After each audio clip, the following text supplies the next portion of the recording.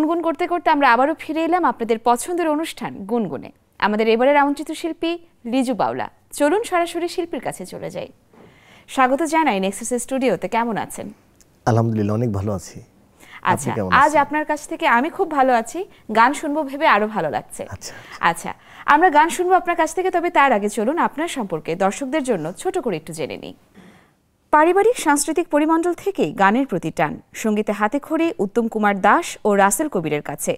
সত্যেন সেন সঙ্গীত বিদ্যালয়ে সঙ্গীতে 2 বছরের কোর্স সম্পন্ন, এরপর উচ্চাঙ্গ সঙ্গীতে তালিম নেন ইতি নিয়োগীর কাছে।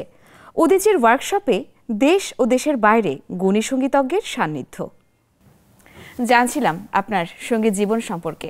আমার মাথায় একটা প্রশ্ন এলো, আপনার নামের সাথে বাউলা শব্দটি যুক্ত হবার রহস্যটা কি? আসলে আমার এক দাদা আছেন, খুরশেদ আলম ভাইয়া, উনি সিভিল এভিয়েশনে জব করেন। তো ওনার সাথে যখন আমার পরিচয় হয় তখন আমাকে একটা প্রশ্ন করেছিলেন যে তুমি যেই গান করো এই গানগুলো কি তুমি বুঝে করো? বললাম যে আসলে তো ওইভাবে বুঝে করা হয় না। তারপরে তিনি একটা ফকির লালন সাইজির একটা গানের একটি অংশ, যে ধনের উৎপত্তি প্রাণধন সেই ধনের হলো না যতন, অকালে ফল পাকায় লালন এই দুঃখের তো শুন মিলল না।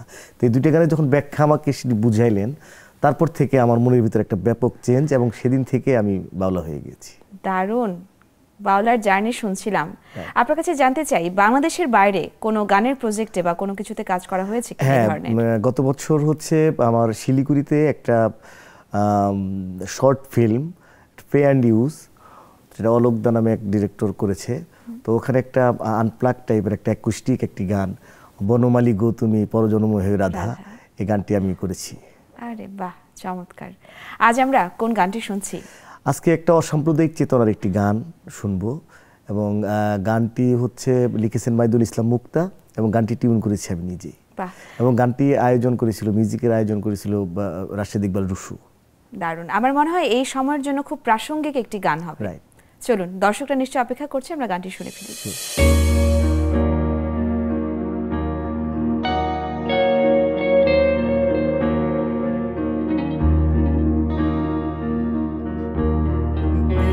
দরদ না থাকিলে ঈশ্বর মেলে কি মক্কায় গেলে, দিব্য দৃষ্টি দেখে না খুলে, মানব ভজলে ঈশ্বর মেলে।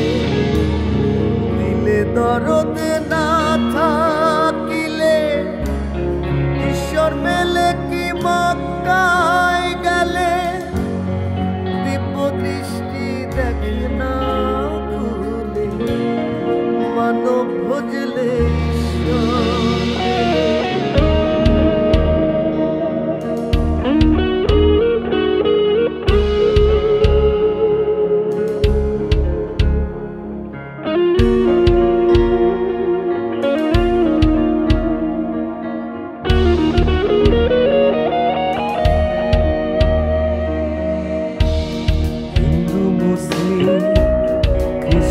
খুঁজলি মানুষ খুঁজলি না,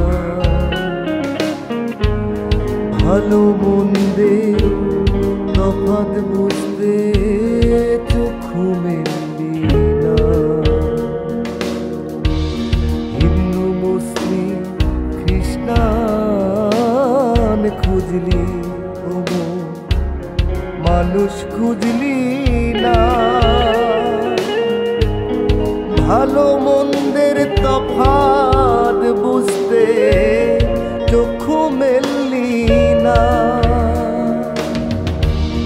দিলে দরদ না থাকিলে ঈশ্বর মেলে কি মক্কায় গেলে, দিব্য দৃষ্টি দেখে না খুলে, মানব ভজলে ঈশ্বর মেলে।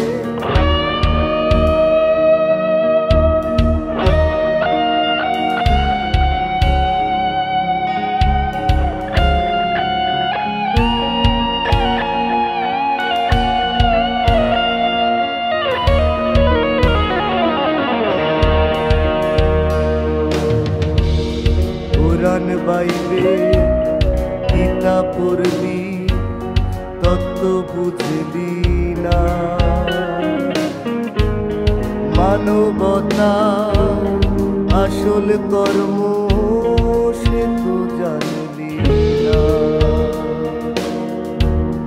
কোরআন বাইবেল কিতাব পড়লি ও তত্ত্ব বুঝলি না। মানবতাই আসল কর্ম সে তো জানলি না। দিলে দরদে